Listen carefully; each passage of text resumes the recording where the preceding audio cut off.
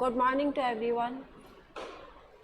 आज मैं आप लोगों को मोड की कुछ डिफ़िकल्ट एजेंसीज बताऊंगी। कल हमने सिंपल मोड किया था कंटिन्यूस सीरीज में। आज हम देखेंगे कि कई बार क्या होता है कि हमें एग्ज़ाम में पूरी क्लासेस नहीं दी जाती, उसकी सेंट्रल वैल्यू दे दी जाती है या फिर उसकी मिड वैल्यू दे दी जाती है। तो उससे हमें क्या होना होता है, क्लासेस बनानी होती है। और दूसरी बात ये है कि कई बार क्या होता है कि जब हम मॉड निकालते हैं तो दो क्लासेस हमारे मॉड क्लास आ जाती हैं। जैसे मान लीजिए एक तो आ जाए 10 से 20, एक आ जाए 20 से 30। तो ऐसी कंडीशन में हम किस प्रकार से मॉड को ज्ञात करेंगे, तो इसके लिए मैं आपको आज ये मेथड बताऊंगी। तीसरी बात मैं आज को आपको एक बात और बताऊंगी, और वो भी इसी सवाल में बताऊंगी कि कई बार क्या होता है कि हमारा आंसर उस मॉड क्लास के अंदर नहीं आता है। मैं आपको आंसर जांचने की एक तरकीब बता देती हूँ कि जैसे मान लीजिए आपकी 40 से 50 आपके मॉड क्लास आई है, तो आपका आंसर जो है न तो 40 से कम होना चाहिए न 50 से अधिक होना चाहिए, इन दोनों के सेंटर में आना चाहिए। 40 से अधिक और 50 से कम आंसर माना जाएगा।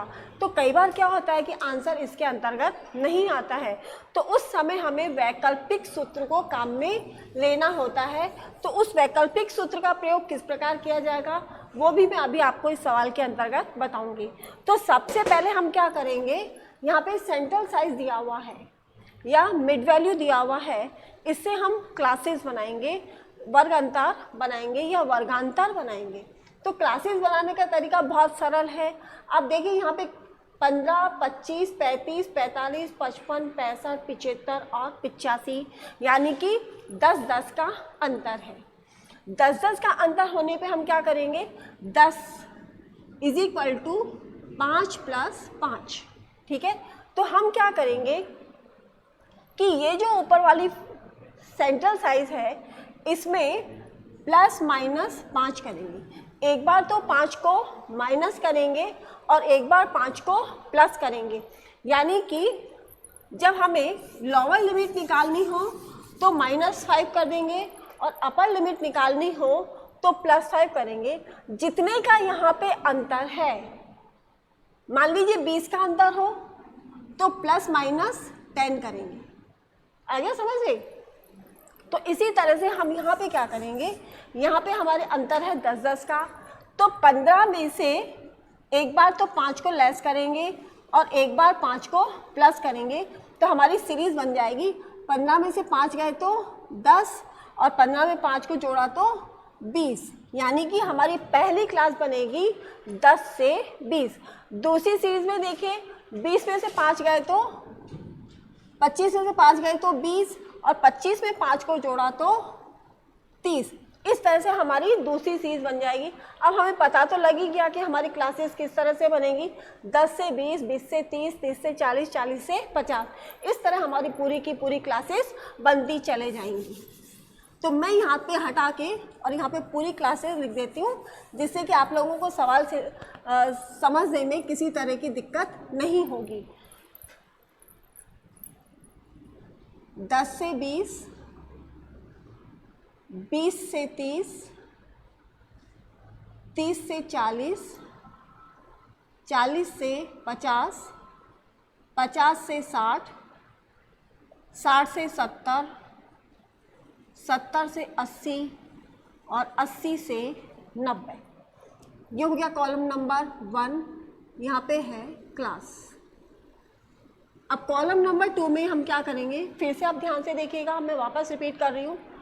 कॉलम नंबर 2 में फ्रीक्वेंसी के दो अंकों का जोड़, यानी कि 9 और 5 14, 13 और 21 को जोड़ा 3 और 1 4, 2 और 1 3, 20 और 15 को जोड़ा 35, 8 और 3 को जोड़ा तो 11। कॉलम नंबर 3 में हमें क्या करना होगा, फ्रीक्वेंसी के पहले अंक को छोड़ देंगे, बाकी के दो अंकों का जोड़ करेंगे। 9 13 और 9 21,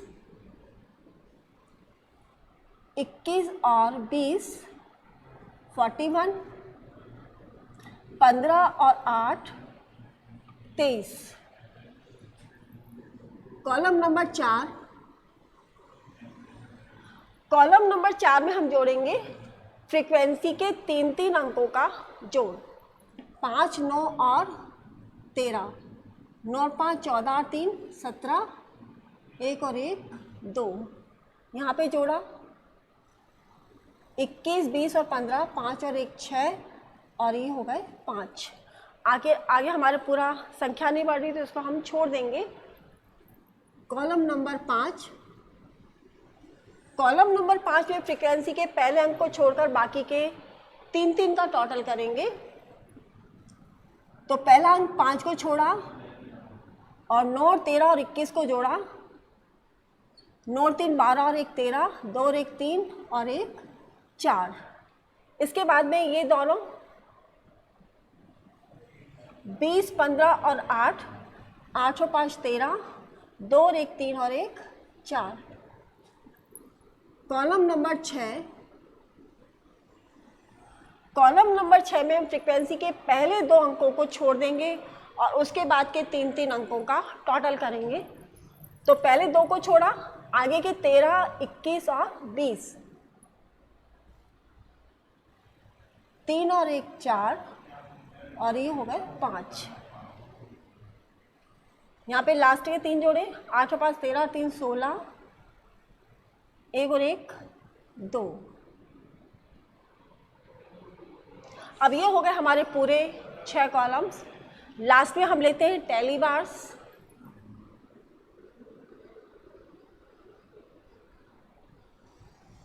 ये टैली बार्स आप लोग फिर से बहुत अच्छे से समझ लीजिए। सबसे पहले हम क्या करेंगे, जो भी बड़ी संख्या है उसे हम शो करेंगे, चाहे हम गोला बना के शो करें या हम इसे अपोजिट इंक यूज़ में लेके, शाई लेके यूज़ में करें। तो देखिए सबसे पहले यहाँ पे सबसे बड़ी संख्या है 21। 21 हमारी सबसे बड़ी संख्या है, इसको हम गोला बना के शो कर देंगे। इसके बाद नेक्स्ट कॉलम में 35 बड़ी संख्या है, नेक्स्ट कॉलम में 41 बड़ी संख्या है, नंबर नेक्स्ट 56 बड़ी संख्या है। और यहाँ पे दोनों बराबर संख्याएं हैं तो दोनों को ही हम शो करेंगे। ध्यान रखिएगा, जब भी जितनी भी बराबर संख्या है उन सभी को हमें बहुलक डिजिट मान के चलना होगा। और यहाँ पे बड़ी संख्या है 54। अब हम करेंगे आगे टैली करना। टैली में देखिए सबसे पहले 21 बड़ी संख्या है, 21 के आगे हम एक बार लगा देंगे। इसके बाद दूसरे कॉलम में 35 बड़ी संख्या है, 35 बना है 20 और 21 को जोड़ के, यानी कि 50 से 60 और 60 से 70। इसके बाद 41 बड़ी संख्या है, 41 बना है 40 से 50 और 50 से 60, 40 से 50 और 50 से 60 बड़ी संख्या है। नेक्स्ट इसके बाद में है 56 बड़ी संख्या है, 56 बना है 20, 21 और 15। तो 40 से 50, 50 से 60 और 60 से 70। नेक्स्ट इसके बाद में 43 दो संख्याएं हैं, तो 43 30 से 40,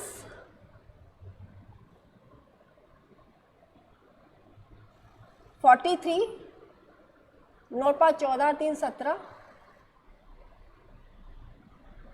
20 से 30, 30 से 40 और 40 से 50, 20 से 30, 30 से 40 और 40 से 50। नेक्स्ट भी 43 है, तो 50 से 60, 60 से 70 और 70 से 80, 50 से 60, 60 से 70 और 70 से 80, इन दोनों पे लग जाएगा। नेक्स्ट है हमारे 54 बड़ी संख्या, 54 बना है 13, 21 और 20 को जोड़ के, 13, 21 और 20। यहाँ पे हम ले लेंगे एनालिसिस।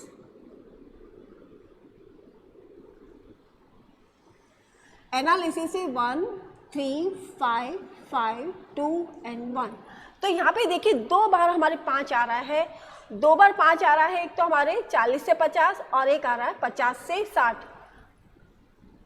40 से 50 और 50 से 60। तो ऐसी स्थिति में क्या करना होगा, 40 से 50 F0, F1 और F2, 50 से 60 में भी F0, F1 और F2, इन तीनों को जोड़ लेंगे और इन दोनों तीन में जो बड़ी संख्या आएगी, टोटल जो बड़ा आएगा, उसको हम मॉड क्लास मानेंगे। तो 40 से 50 के सामने वाला F0, इसके F1, इसके ऊपर वाला F0 और ये हो जाएगा F2।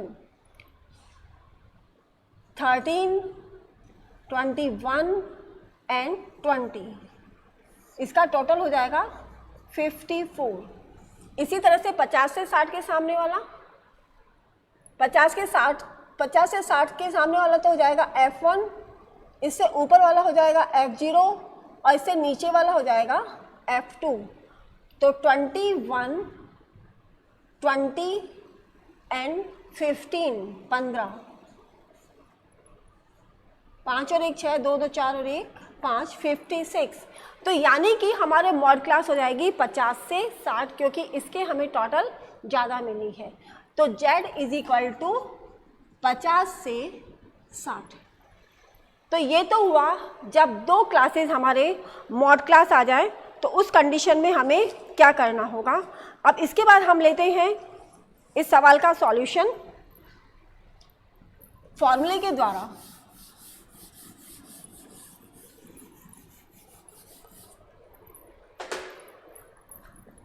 Z is equal to 50 से 60। फॉर्मूला है Z is equal to L1 plus F1 minus F0 two F1 minus F0 minus F2 into I is equal to L1 हो जाएगा 50 प्लस F1 20, F0 21 और 2F1 20 minus 21 minus 15 into 10, I is equal to 10 है। Class interval हमारा 10 है। अब यहाँ पे देखिए एक सबसे बड़ी गलती तो ये लग रही है, यहाँ से F1 से अधिक है F0, तो ये यहाँ पे माइनस में आ रहा है। ऐसा कभी भी नहीं होता है। तो जब भी ऐसी स्थिति हो तो हमें वैकल्पिक सूत्र को काम में लेना पड़ता है। इसका आंसर जो आएगा वो हमारा क्लास में नहीं आएगा, हालांकि हम इसे सॉल्व करेंगे। Is equal to 50 plus minus के 1 upon 40 minus 36 into 10 is equal to 50 plus minus minus हो जाएगा, तो 1 upon 4 into 10 is equal to 50 minus 10 upon 4 is equal to 50 minus 4 एकम 4, बच गए 4 दूनी 8, फिर बच गए 2, 4 चौक 16, 4 पंजे 20। डायरेक्ट बता देती हूँ, 2 दूनी 4, 2 पंजे 10, तो 2.5। अब इसमें से घटाया 0.5, 3 गए 47.5। अब यहाँ पे देखिए 47.5 जो है आंसर हमारा, ये हमारे 50 से कम है, तो ये आंसर हमारा गलत होगा। तो ऐसी स्थिति में हमें वैकल्पिक सूत्र को काम में लेना होगा। मैं आपको वैकल्पिक सूत्र बताती हूँ।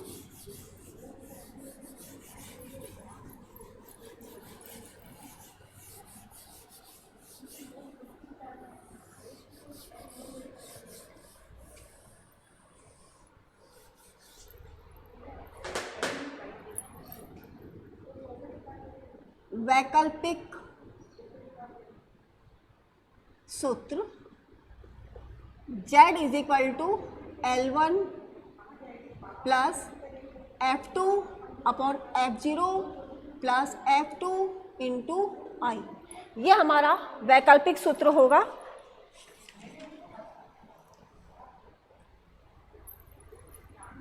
Is equal to Z class थी 50 से 60, तो 50 प्लस F2 50 से 60 के सामने वाला F2 है 15,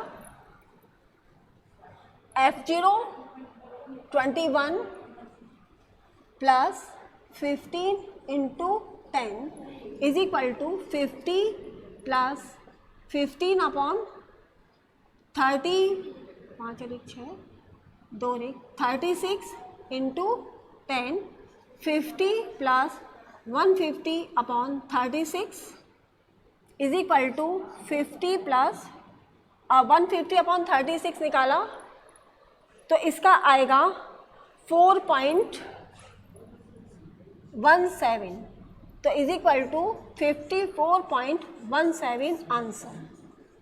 अब देखिए 54.17 जो है 50 से ज़्यादा है और 60 से कम है, तो ये हमारा आंसर बिल्कुल सही होगा। तो इस तरह से हम पूरे के पूरे सवाल को कर लेंगे। और ये चीज़ें 3 चीज़ें मैंने आपको इसके अंतर्गत बताई, जेड के अंतर्गत, इसी एक ही सवाल के अंतर्गत। पहला तो मैंने आपको बताया सेंट्रल साइज तब दिया हुआ हो तो किस तरह से हम क्लासेस निकालेंगे। उसके लिए हमें क्या करना होगा, सेंट्रल साइज निकालने के लिए जैसे मैंने आपको बताया 15, 25 इस तरह से दिया हुआ है, तो इन दोनों के बीच में 10 का अंतर है। 10 के हम क्या करेंगे, आधा करेंगे 5, तो 5 को एक बार माइनस और एक बार प्लस करेंगे, तो 15 में से 5 को घटाया तो हमारी लोअर लिमिट आ जाएगी 10, और 15 में 5 को जोड़ा तो अपर लिमिट आ जाएगी 20। इसी तरह से आगे 20 to 30। तो इस तरह से हमारी पूरी क्लास बन गई। और फिर उसके बाद में हमने ये सवाल किया।